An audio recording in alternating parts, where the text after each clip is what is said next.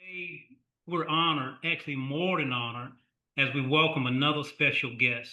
And I do say another special guest because all of our guests are special and unique in their own form. Now, sometimes we have these guests and I say they're special and you may not have heard of them, but this guest simply breaks the mold in that regards. We have Sifu Bill Phillips on the show today, family. And if you haven't heard his story yet, you just stick around because he is absolutely world renowned.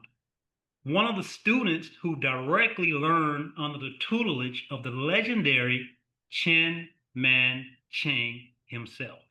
I told you he was very special. So just sit back and listen as you see why he's been noticed in such things as USA Today, inside of Kung Fu, inside of Men's Health, and so many more publications.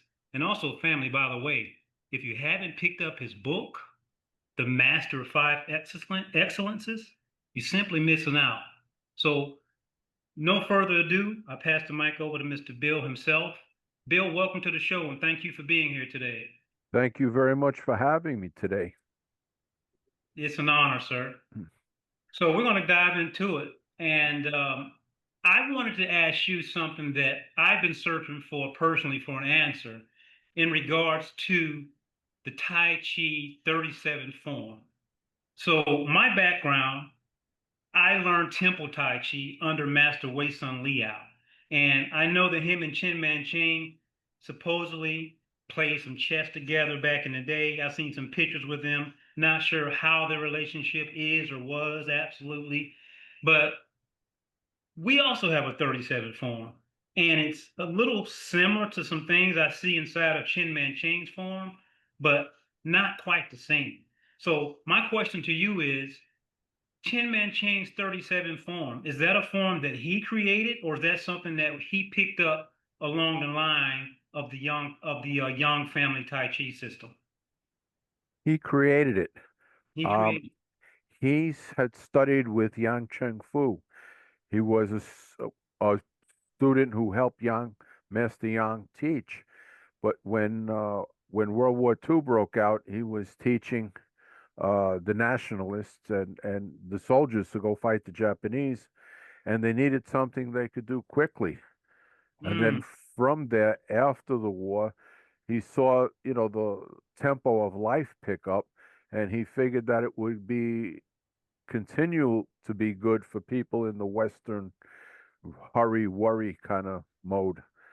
So he spread it to the West. Thank God for me. I'm very grateful. absolutely, I bet you are. So, how long did you actually study with him? I studied with him from 1970 until his passing in 1975. And I had 3 years of Tai Chi under one of his senior students first. And before that, I was doing judo, jujitsu, and karate. So it was kind of one step after the other, getting deeper in. And Professor taught me. He was gentle with me, but he showed me that my strength and my power and my other martial arts weren't going to help me at all in Tai Chi. And because he taught me that lesson, he started me on a quest for soft, to become soft, to learn the technique, to become a neutralizer as well as a pusher. Uh, Mm, he made the rest of my life for me, really. amazing. So his background was purely Tai Chi, according to your law. I know he had five excellences, but as far as the martial arts go, he was strictly Tai Chi. As far as I know, some people used to say that he had some Nigong, and I know he was a doctor of Chinese medicine. He gave me medicine for my health, and the other excellences are painting, poetry, and calligraphy. And really, I think he was a master of a sixth, which is not credited in the Chinese with this title, Master of Five. But he was also a master, I think, of philosophy and ethics. Mm, very interesting. Well, I wanted to ask one more question, and I'm going to kind of pass the mic off. Oftentimes out in the martial world, Tai Chi world, you know, a common thought is that Tai Chi cannot be used in a martial art type of situation or self-defense or fighting, that it has to be combined with something else in order for it to work, like an add-on. Um, did you find any truth in that, or how do you feel about that in regards to Tai Chi as a type of fighting art? The thing is this, um, I used it in, you could say, as an add-on, but the principles are are are great. And one of the things, for example, people say, well, if I move slowly, if I ever get attacked in slow motion, I'll defend myself. But the idea is that moving slowly in any form of Tai Chi, you address tension and you release that tension. So then when you want to move quickly, you can move quickly. Also, to get power from the legs through the hips, in a lot of the karate, for example, that I see, people are throwing punches with their arms. But if you don't launch it from your legs through your hips, it's just not going to be as powerful. If you wanted to push or throw somebody, if you do it without your arms, you do it from the legs, from the hips, from the with the body, you can generate an awful lot more power. So I took the principles that I learned in Tai Chi and applied them to the judo, jujitsu, and karate that I was doing. And as a for example, in judo, I only ever made brown belt. I made black belts in the others, but in judo, I was a brown belt. And I used to play with other brown belts, and I couldn't, sometimes I throw them, sometimes they throw me.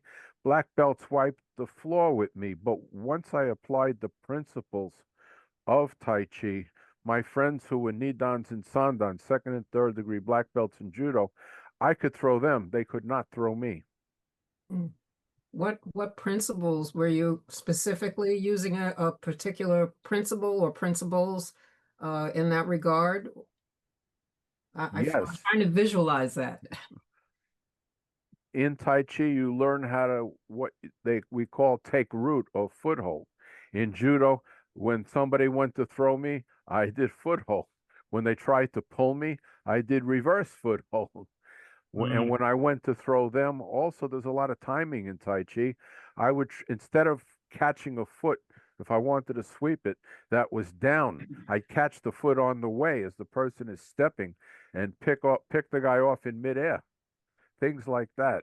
Also, Tai Chi helps you, push hands helps you become sensitive to people's balance. And so you learn to use those principles also in sport judo. You immediately feel where a person's weight is, and you immediately see lines to take them off that weight. Whereas in my judo training, we just used our strength and our power to just kind of rip them off the ground. In Tai Chi, I learned to touch people and feel their balance, and I learned to use that in judo. Yeah, Phil, my question relates to forms, and I understand a lot of your background is in the Yang style. Is that correct? My original background is Cheng Man Ch'ing. My second master, Zhang Lu Ping, taught me Yang long form, and it is different than Cheng Man Ch'ing's form. Cheng used the principles of Qigong and the principles of Chinese yoga, and it is a lot less actively martial in that you cannot see what's going on. But when I learned the Yang form, long form from Zhang Luping, who learned it from Fu Zhang Wen, it was very much more martial. The short form, the Yang short form, or what maybe some people call the 24 form. Do you use or had you used that in your past for teaching? No, I haven't. However, well, by the way, I had heard it called a synthetic because it takes something from many forms. But I had a student in Des Moines, Iowa, and she used to use it to get people used to Tai Chi, and then she would teach the Cheng Men Ching form.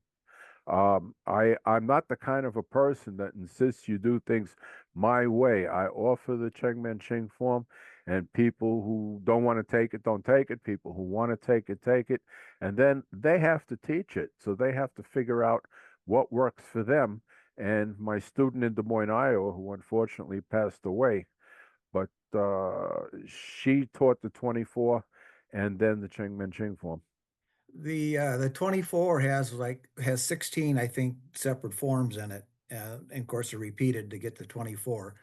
But I was curious if you knew why those were chosen over some of the other forms that didn't show up in the 24. Or do you have an opinion on that? Well, I thought I heard about it, but I wouldn't want to bet on it.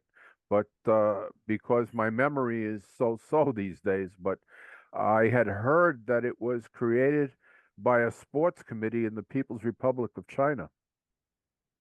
Yeah, I think the 1956 or something in that era it was, and it was supposed to be the people's forum. So it's what I had been using in classes, and now working with the Temple Tai Chi form, the long form. So there's a lot of similarities, and there's a lot more involved with the Temple form. I think that in any traditional form, there will be a lot more involved because, on the one hand, it's a traditional form, and on the other hand, you have a lot more time to learn it. So you learn a lot more of not to say the detail of the movements, but the things that go with the movements. For example, moving slowly, smoothly, staying at the same height, um, feeling the air, feeling the energy, getting your own chi out your fingers. And so that in all of the traditional styles, I think there's a lot more of that.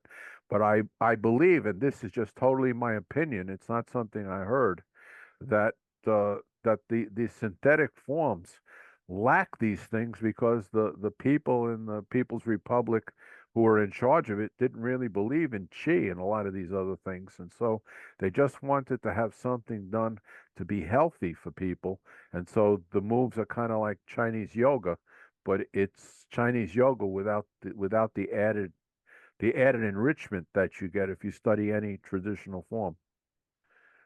So you're calling it synthetic because it's not originally from like a master like a Chen Man Ch'ing?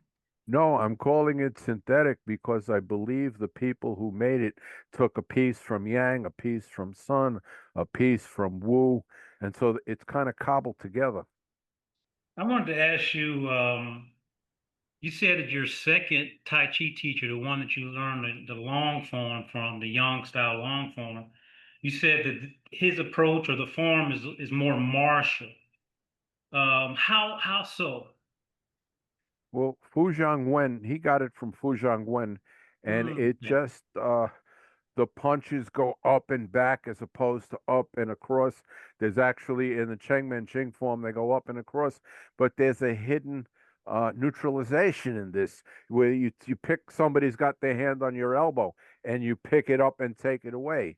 Right. Um, in the in the pushes, there it's more direct line, whereas in Professor Chang's form, the elbows inscribe an arc, and so it gets chi in the hands.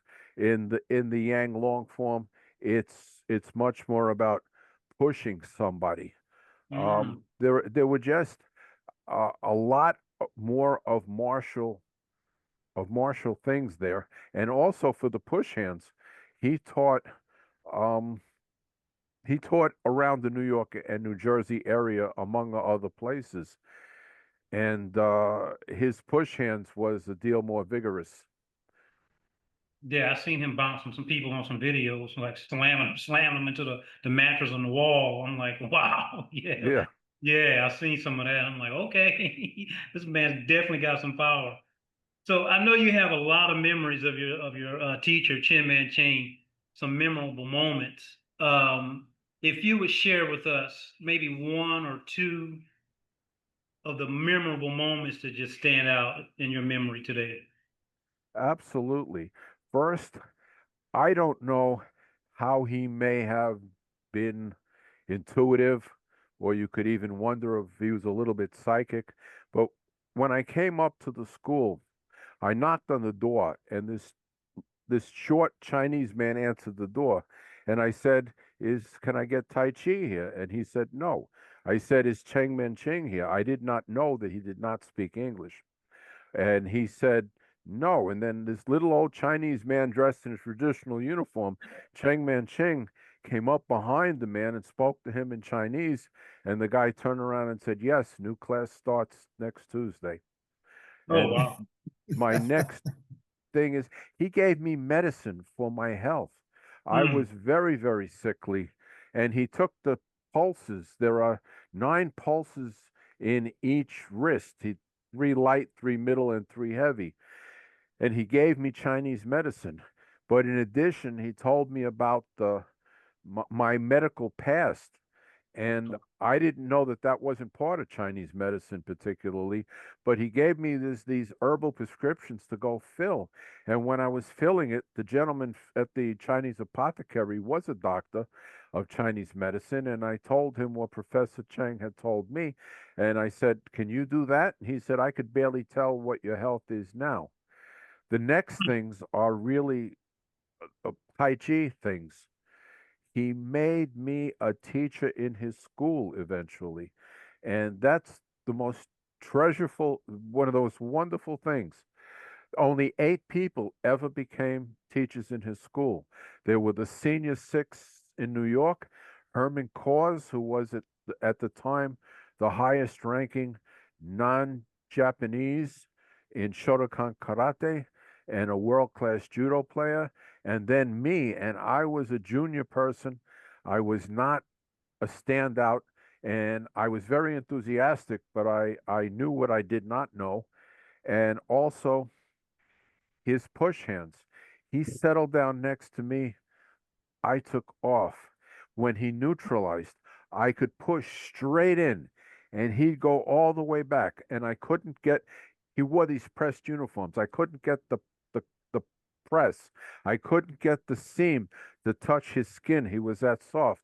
And the first time I did it, I fell over myself.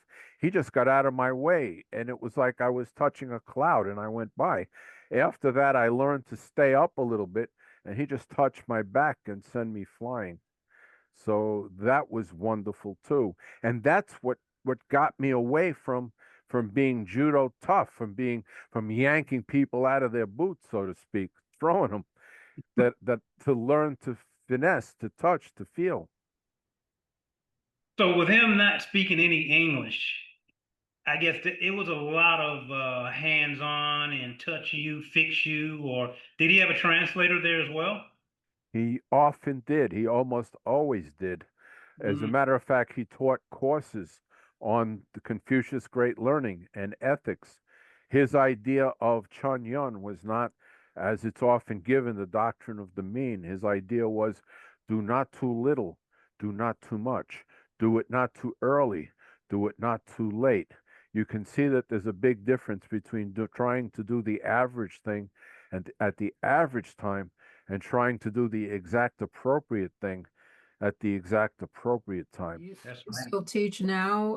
How do you carry on his legacy? You know, Well, COVID kind of did it for my school. I was teaching advanced students and they scattered to the four winds over COVID. However, I oversee schools. I have people who have schools around the country.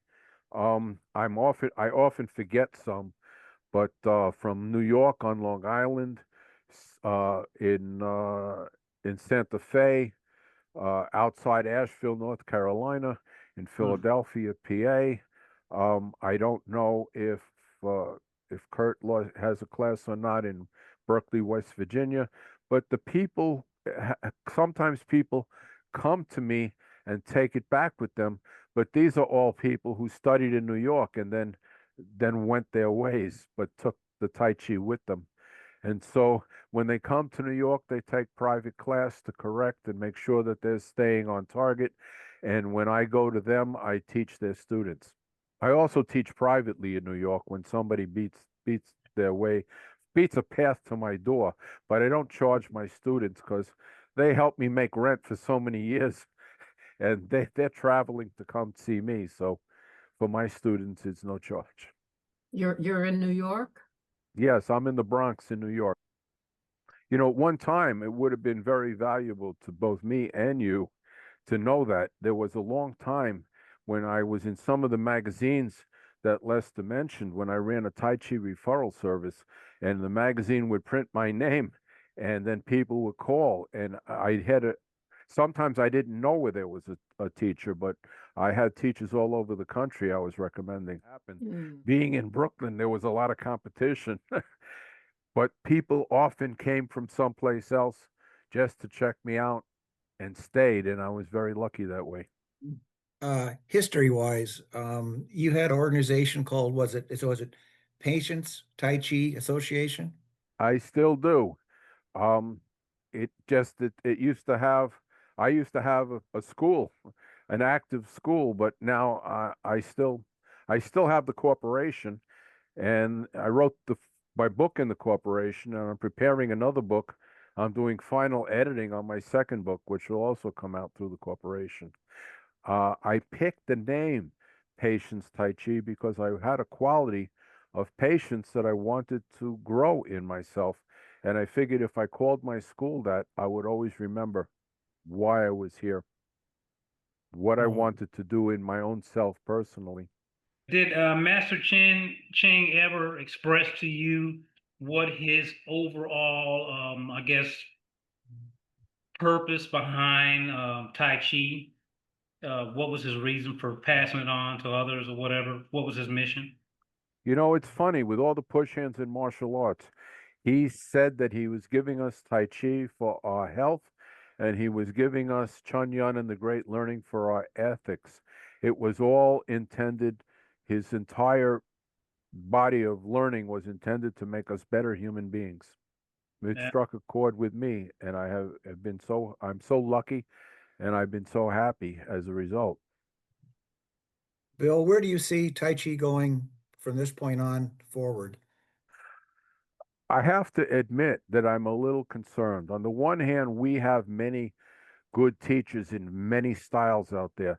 But on the other hand, somebody came up with this idea of an 8 hour class to make a teacher. mm, And I don't think they should call it Tai Chi, but that's what they're doing. In 8 hours, you can't even get the basics of a form, much less the basics of how to do it. And yet, I had a student uh, who teaches in parks in Brooklyn, and she was vacationing in Florida, and she saw an ad for an 8 hour class, so she went there. And the teacher was certifying everybody after teaching them a very simple form, and that was it, just the movements, and then giving them a certificate. And I have been told that a certificate of this sort is what many rehabilitation centers and old age homes want. Now, these people don't have any real idea of what Tai Chi is, which is why I'm so sorry they're calling it Tai Chi. But I'm worried that people will go to the lowest common denominator, and that we'll lose. Not that I will lose. I was a school teacher for 33 years, and I'm retired, and I have my Social Security. So it's not about money. It's about I want to pass on what I'm doing, which is why my last classes when I had my school, I taught advanced people. I taught people who'd been my students. My most senior student had been with me since 1981. And so I had more senior students, but they went their way. But the thing is that there's a body of knowledge which we want to pass on, all of us, everybody, you guys too. And people aren't going to be open to accepting it if this 8 hour thing catches on. I find Don't that you think, though, the people that want to find the truth will find it?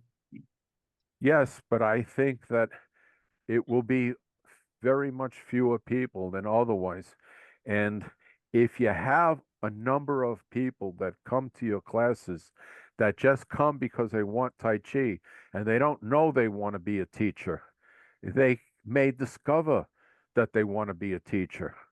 I had read Robert Smith's book, Secrets of Shaolin Temple Boxing, and the one he wrote with Don Drager, Asian martial arts, I think, Asian fighting arts. And so I was predisposed to hear my teacher, Stan Israel, who was my jujitsu teacher, who was a senior student of Professor Cheng, to tell me about this little old man in Chinatown. But ironically, he never told me where the school was or how to get there. I had to knock on doors to find it for myself. But the thing is that I didn't know until I met him that I was predisposed to want to make my life Tai Chi. Um, so that if more people can find it, there'll be more good teachers and good practitioners, and even tournament champions. A number of my people have been winning tournaments for a long time. And Ben Lowe, who's a much more senior to me, he started Tai Chi, I think, the year I was born. He's passed away now, but he had champions too. So that, and then people see that and then they want to study that.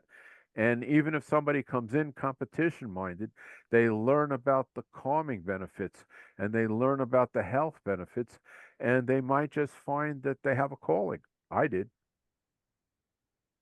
I'm seeing that, like libraries and really local little groups, uh, places are offering it. Okay. And I think it's expectations. People just, they don't realize they're calling it Tai Chi, but really they want Qigong. Yeah. They're calling Qigong Tai Chi, because they're not really, they don't, when you tell them about the martial application, their nose turns up, and it's only Tai Chi if you add the martial application to it. The thing is this, what I'm writing in the book I'm just writing, I say that Tai Chi has a last name. It's Tuan. It's One. not Supreme Ultimate. It's Supreme Ultimate Fist. And in the old days, back in the 80s and 90s, I would sometimes have debates with these people that thought that Tai Chi was not martial. And I just had to tell them, look at the whole name. That should tell you something. Yeah, I think a lot of trouble is in the name itself. People cut off, like you said, they cut off the back of the name, the fist, and they only say Tai Chi, and it's kind of misleading. I was just talking to somebody about that. So people don't really know that it is a martial art. And like Sister Pam said, the moment you mention anything about martial arts in some of these public classes, people start looking side-eyed, and it's like, I'm not But going to water down the teachings. there are benefits in push hands for form and for softness. And push hands is kind of the middle ground between form and fighting. But somebody, for example, who thinks that they're soft, but yet if they do form and somebody were to hold up a broom handle in front of their arm when they're doing single whip, they'd knock it sideways. But if you practice, you do the push hands, you find out that you're stiff, you go back to the form and you do it better. And it can be the same with the martial arts. I've been lucky that I had martial arts. I was school security coordinator at the high school I worked at, and I had to fight often, and I was lucky. But the thing is that I used what I had. But there are applications in the martial arts which also help to make you soft and sensitive and go back to the form and improve your ability to be healthy with the form. So these people are just cutting themselves off from these things, probably because they never learned it. Their teachers didn't know it, so they don't know it. And the thing is that they're looking at what they don't know, and because of their egos, they're advocating, thinking that that's it. They think that all I learned it all, therefore, and I didn't learn that much, but that's it. And that's a problem, I think. But you also see, some of these well-known people, Tai Chi for arthritis, Tai Chi for health, Tai Chi for this, and people are getting their conception that this is what Tai Chi is about, and it's more than that. That's true. And they're certifying them too. That's the problem. They're certifying Mm. that, and they're certifying it so easy. A student needs to be with me 5 or 6 years before I will consider him an apprentice instructor. And then after that, a few more years. And if I watch and if he's doing well, he'll be an instructor. There's another whole aspect we haven't touched on here. It's more than Tai Chi. There's techniques of teaching. I was fortunate to be a high school English teacher, and I learned about what they call methods at St. John's University. So that there are ways to teach. There's the visual way, the order, the hearing. I think my words I'm losing, and the kinesthetic way to teach something, and to teach Tai Chi well. If you have something worth passing on, you want to learn the different ways to teach to help the students get it. These people have learned a very simple form, and they've only learned it in a very simple way, and they're trying to pass it on. And I wonder, I hope to God, from your mouth to God's ears, that it can be Qigong.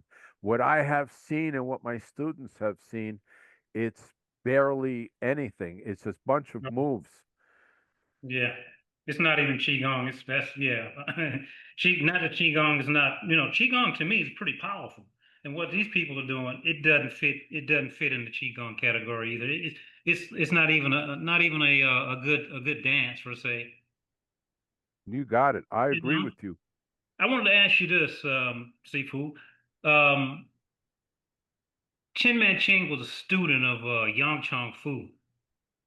Yes. And in my mind, I'm just thinking, wow, that's just amazing, And did he share any of his stories about learning under such a powerful man? Yes, he did. Um, One thing he said is that one of the things that Yang Cheng Fu could do was if they put a bird in his hand, he could neutralize the bird so that he couldn't take off. He would, when the bird pushed, his hand would go down, and when the bird stopped pushing, his hand would go back up. And so the bird couldn't get his feet off the ground, so the bird couldn't fly. Another thing he said is not that comes to mind is not that happy, I guess, the story, in that he said when he went to play Yang Cheng Fu the first time, he put his hand on Professor Chang's jaw, and the next thing you know, he was across the room, and everything hurt. Not only is the hand that had been on his face caused his face to hurt, but his whole body hurt. He felt like his energy was very interrupted. He Wow. also would say that when he was studying, he would get so tired, he would come home and sit down, and he didn't have the energy even to get into bed. He just fell over right where he was. I saw just a teeny little bit of that kind of thing when I was in class with him. And you got to understand, I started my physical exercise with cross country running in high school, then to judo and jujitsu, then to karate, then to tai chi. But he worked me out so badly. When we were at the Shurjung school, we were 4 flights up, and I'd run up the stairs 2 and 3 at a time. I go down the stairs holding on to the banister because my legs were going to collapse and I would fall down the stairs if I didn't grab the banister. So he also, one other interesting thing, this is a story third hand. Mario Napoli uh, told this Mm. story when I ran the 100th anniversary of the birth of Professor Cheng Man Ch'ing. And yes, I ran it a year early. I ran it in 2000. But he said that Stanley tried to dig his fingers into Cheng Man Ch'ing's legs when they were sitting, and his legs were like iron. There was no give. Mm. Amazing. So what would the typical class be like for you guys? If there Well, was typical, let's say. Well, when there was being a student and then there was correction. When I was in correction with him, there were 50 or 60 people in the class, and do he would show us some Tai Chi, which is something that he always did, even back to Ben Lowe's time. Though Ben Lowe would say that he didn't correct, he expected you to learn it. But then he would come around and correct, and thereby he would kill our legs because he expected us to stay in the posture until he did the whole class. And so you're staying in a deep stance for like 15, 20 minutes, and Yeah. your legs are killing you. Then finally, when he finishes the class, everybody stands up, shakes out, you do the round of form, get to another posture, and then you stay there again for another 15, 20 minutes. Ooh, eating bitter, huh? Yeah. Wow. And then when he corrected push hands, though, that's when he would just you would line up the people against the wall with the people trying to neutralize, the people not against the wall were doing the pushing, and he would just go down the line and make little corrections. But if somebody was playing with too much strength, he would have, pushing, he would have them step out and come around, and he would push them into the wall a few times so they could feel it. He was always very soft with me and very gentle with me, though I went flying. But other people said he felt like a dump truck moving at 60 miles an hour, that he literally could slam people into walls really good.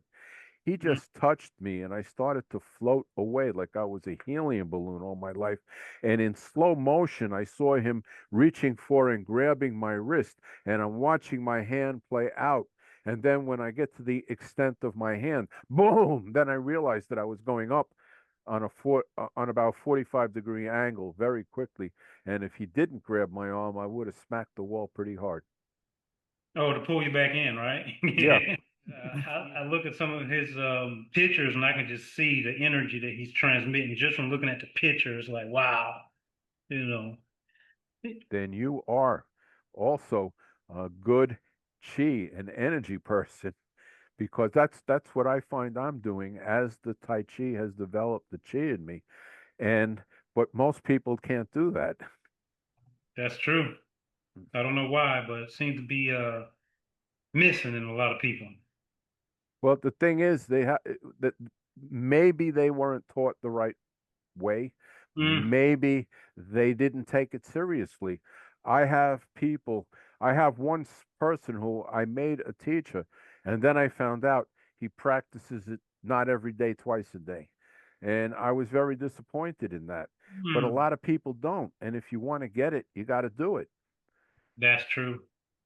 That's very true. Um, the movie that was made up, The Professor, were you involved in that at all? I was interviewed for it. If you see a guy with glasses, that might be me. I gotta Um, look at it. I gotta watch it again. Unfortunately, I didn't have input on even on what I was saying. Ken asked me questions. Ken Van Sickle, he was the official photographer for the school, and I'm very happy that he made the video. But I interjected my feelings about the Chun Yun and about being a good person, and it ended up on the cutting room floor. However, I'm there. You've seen me now. You look at the video, you'll see me. The history of my organization, I don't know that that's important, but my assessment of professors' form for teachability and for functionality, I think there's a lot of good qigong in it. There's a lot of good Chinese yoga in it, and it is teachable to everybody at some level. With only one thing I would say: if somebody has bad knees, skip over the snake creeps up, because that will kill their knees. I've had people with bad knees, and as long as I don't teach them that, their knees improve. And part of the reason is that, when you grab your quadriceps, you notice right above your knee you have a little muscle. The Tai Chi strengthens that muscle and makes the knees stronger and better. But when you go into snake, especially the way we do it, you and I mean, Lester, as I've Hmm. seen you, that's hard on people's knees if they don't have good knees to start with. I find it Um, interesting. I find it interesting that you call it snake creeps up Yeah. instead of Mhm. snake creeps down. well, or however your snake goes, it's also been called squatting single whip. Yeah, yeah, yeah. But to me, now that you say snake creeps up, it kind of makes sense. You know what I Yep. mean? Yeah, the head comes up. Yeah, it kind Please, of makes sense. please forgive me, but I've used that to blast people in my week a day, my less finesse days of push hands. If somebody would try to put my arm through my chest, and I would drop away and drop in, and they'd be leaning over me, and I'd blast them. So I thought of it that way. Hmm. I But can see it. more recently, my idea is to drop, let my raised hand go over my head, and as the person's leaning on me, I can put my hand on their chest and gently push them, because I'm not into blasting anybody. I'm not into hurting anybody. I'm Right. just into gently showing them what can be. You mentioned about yoga and Chinese yoga. So how does Yeah, that compare to yoga from India? I don't know yoga from India, but Professor Cheng said that there were things in his form which were yoga, and he explained one in detail. His grass sparrow's tail, when you can get the shoulder back behind the chest, this opens a lung meridian. And he said, for those that feel they have to do it on the other side, this closes the lung meridian. He said, um, oh, step back and repulse monkey and wave hands in clouds. If you do it reasonably well, you have your belly button 90 degrees to your toes, and that is good for the digestion. And there Uh, are other things. I forgive me. I'm not terribly prepared right now for that. So he's using a lot of medical qigong in his form. Yes. Mm, And also, you get the chi. If you do, he called it the raise hands back and down. I call it the chi exercise, because if you breathe to the dantian while doing this, you'll get the chi out your hands. If you breathe to the dantian while doing it, you'll get the energy coming to your bubbling well, which is kidney one in shiatsu and in acupuncture. hmm And when, you know, he had said that the movement should be done all in one piece. However, um, until recently, I have found that I sometimes would gently pause before I went back the other way, because I wanted to give the chi time to get into my fingers. And I've come to the conclusion on my own, this is not from him, that Tai Chi it should be one continual flow of chi. And that if you have to stop, and after all, you change directions, there's a stop as small as it may be when you're changing directions. Um, that it's not one continuous movement, but it's one continuous flow of chi. Have you found that your form, your whatever form that you practice on a daily basis, has it changed over the years on how you do it? You know, it's funny that you should ask that. In very small ways, as I work at it, and I was told that this was going to happen. Master Jiao Tong Hua, the guy who had the Tai Chi farm, he he was a friend, and he one time we were just sitting around talking, and he said, "Bill, the Tai Chi form is going to become your teacher." And I said to him, "You're crazy. I study with Cheng Man Ch'ing. I'm studying with Zhang Luping. I have wonderful teachers." And I'm very, very sorry that he passed away before I was able to catch him up and tell him he was right. But as you just practice, the form will show you exactly how to go, exactly how to get your spine straight, exactly how to get your hand flowing so that the energy comes out of it in the most efficient way. So he gave us tips, but it has to grow on you, which is another thing what's wrong, I think, with the 8-hour course. It doesn't start to grow on you till you've been at it for a while. And then you can see that you take your teacher's instructions and you follow them as absolutely well as you can. But then after that, you start to see where there's a little thing which maybe the teacher didn't catch. Maybe you're doing it wrong, or maybe you just learned how to do it even better and you just do it. And the form is there. If you just practice at least twice a day, it will happen. I know what I wanted to ask. Yeah, I'm glad we didn't finish. This been on yeah. for. So some of the schools uh, seem to have conflicting opinions in regards to when you're doing the form, whether or not you imagine a partner or an opponent being there, and when you're doing push hands. I think Chen Man Ching had a certain take on that. I have a take on that. And I will tell you straight out. And some of my friends we used to imagine a partner, and in fighting, and in from the form, they would imagine the martial arts applications. And I have a one simple question for them, which cured them of it. What if you're always planning that your partner is going to do this when you practice your form and you defend against it wonderfully, and then your partner does something else? You're screwed. And also, think about thinking about it. You know, you've got to the Tai Chi mind, and this also came from Professor. They asked him if he did meditation, and his answer was no. I don't do seated meditation. I do Tai Chi. Tai Chi is the meditation. And if you're doing Tai Chi and you're keeping your mind empty, you're preparing yourself to cleave to any opponent, to do the exact appropriate physical thing at the exact appropriate physical time to win, to defeat Mm-hmm. them. And so you can't achieve, excuse me, you cannot achieve that if you're doing your form and imagining that you're fighting the same opponent doing the same moves. In judo, they used to say that the most dangerous opponents are beginners because they don't know what they're doing. And Mm-hmm. so I would say you have to always be prepared for anything. And the best way to do that is to clear your mind, to practice keeping your mind empty so that some people can do move with their intention. Thank you. That's what makes sense to me actually too. That's the way it was taught to me. Same idea. Like you said, if you only focus on one technique to respond to one answer or one question, you're going to be in trouble if something happens. You will be doing the wrong thing at the wrong time. Yeah, By that's the just way, me. if I could ask Pam, who was your teacher? Sorry, Jesse Teasley.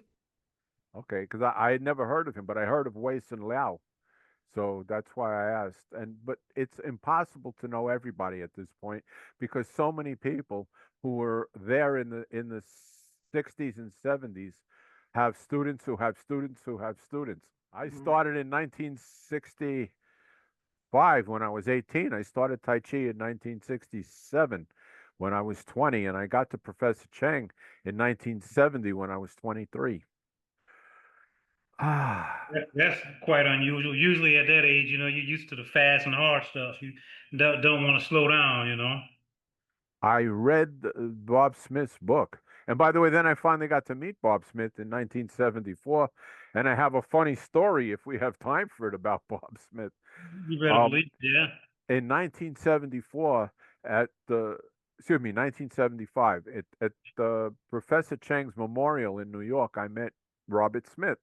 And what happened was always wanted to meet him, so I read his books. I asked my mentor under Professor Cheng, Morty Raphael, if we could take a picture and meet him and take a picture. And Morty said, sure. And he introduced us and we took a picture.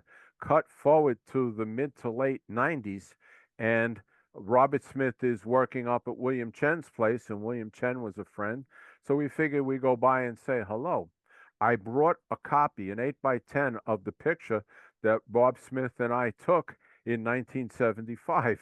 And in the 1990s, I wanted to give it to him, but he was talking when we got there. So we sat and we listened. And if you knew Bob Smith, he was always a fascinating speaker. So we were entertained. But then when he called the break, everybody rushed up to him. They wanted to get things signed. They wanted his autograph.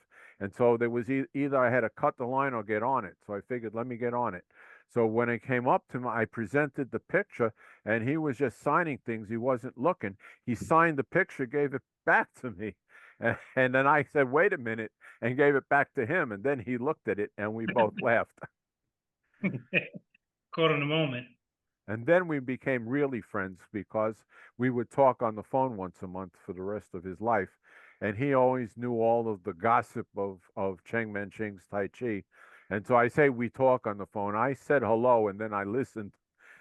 And occasionally I gave him a little piece of gossip, but mainly on a half an hour call, it was 28 minutes him and 2 minutes me. And I'm sure you Tai Chi longer than, you started before I was even on the planet. I came into the world in 73, so you were already doing Tai Chi. Well, I'm glad that you have gone the path that you have gone. You are the generation that's got to take over from the old timers like me. So I'm just grateful that you are on the planet and that you are seriously proceeding with Tai Chi. 100%. Yeah, it took me. I always quote my Sifu's quote that I give my life to Tai Chi, and Tai Chi gives me life, and that's been true in so many ways. You know, it's amazing how the art continues to give when you make it your life. You know. I agree. I think I might be dead already without it. So Yeah, the myself. health benefits. Doing it every morning and night is also it's a good discipline, but when you start doing it, the energy comes out. It's like drawing candy. And so a lot of times I get up, I say, oh, I got to do Tai Chi.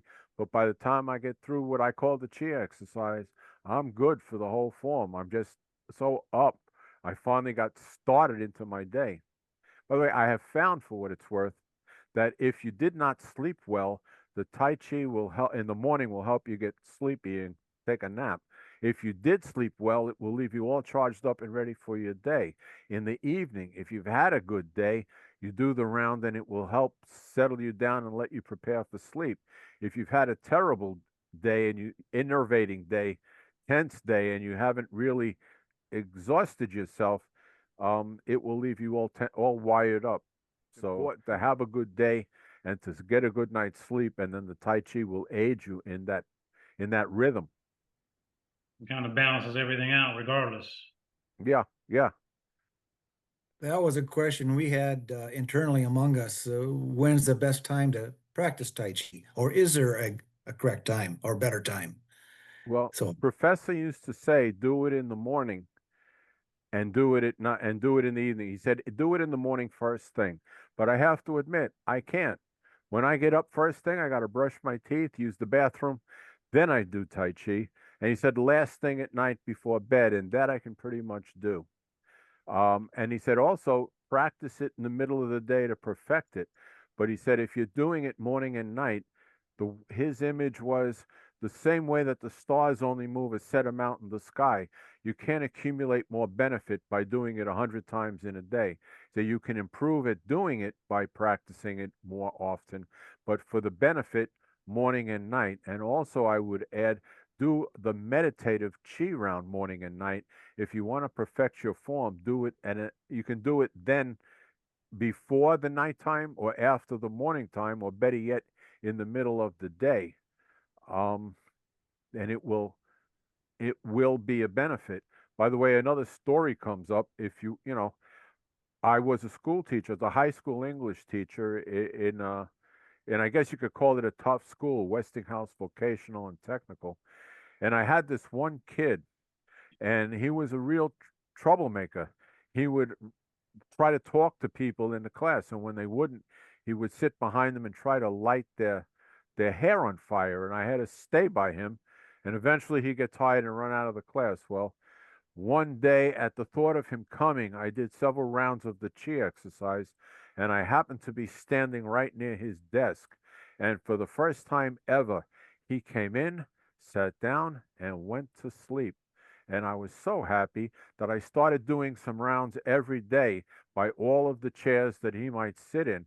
And whenever he came, he went to sleep, and and that was just such a benefit of somebody else being able to feel my chi exercise. that's a Amazing. very. Wow. Did What you part? ever share your Qigong with your students? Um, my Tai Chi students, yes. That But student, no, no. your students in school at the school. I formed a Tai Chi club and I formed a karate club. And the Tai Chi club had no takers. And the karate club had 50, 60 people show up for the first time.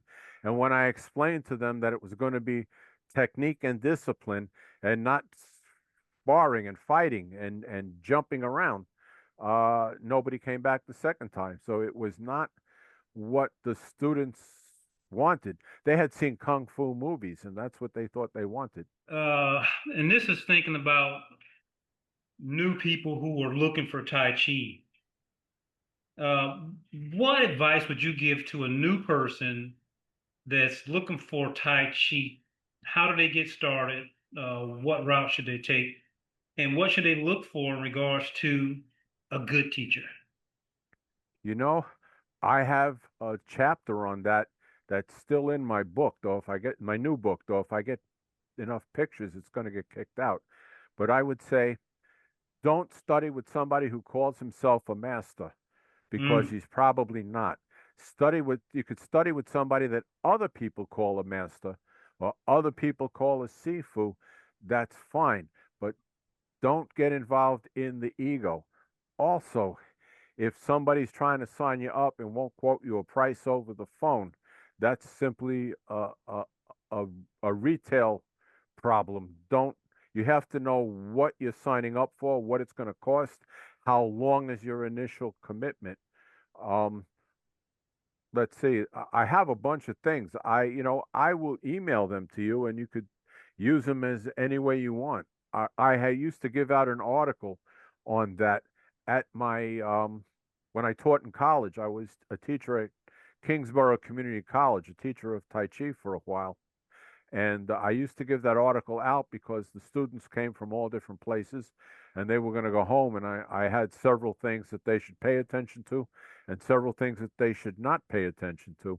In the article that I had based this on, it said if they're teaching in a karate school, no good. Hey, I was teaching in a karate school. Look at the form. Oh, another thing. If somebody goes to the exact same place when each time they do a posture in the form, that's a good thing. If somebody goes to a different place every time they do the form, for example, if the hand is here one time, 90 degrees, and here one time, and here one time, you hmm. know that they don't really know it. So how can they teach you to go to the same place if they can't do it? That's You as well.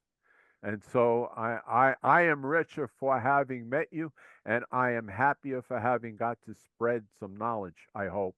Sifu, what's the name of your new book? When is it coming out? How can people gain access to it? We're probably going to do a Kickstarter with it because I have some disappointments with the guy who published the first one. The name is A Legacy of Cheng Man Ch'ing, Intermediate Instruction, Tai Chi Form, Push Hands, and Stories. And by the way, there was no room in the title, but I have a whole section on teaching, on the Hmm. different ways to teach. Oh, wow, that's interesting. So the first book was pretty much my story, and but this book is pretty much instruction. And also I had other people's stories, and in this one I'm going to have I'm going to have some Cheng Man Ching stories which have not been told, and I'm going to have some stories of the senior students in New York, some stories of the senior students in Taiwan and Robert Smith, as well as some advice from professor professor's 10 points on Tai Chi, my 10 points on Tai Chi, um, in memoriam for my students who passed away, and a listing of my students who teach and where they are. Um, so I'm going to cover a lot of stuff. The first chapter will say it all. Why another book on Tai Chi? And I go into detail for about 5 pages on why we need a book of intermediate correction.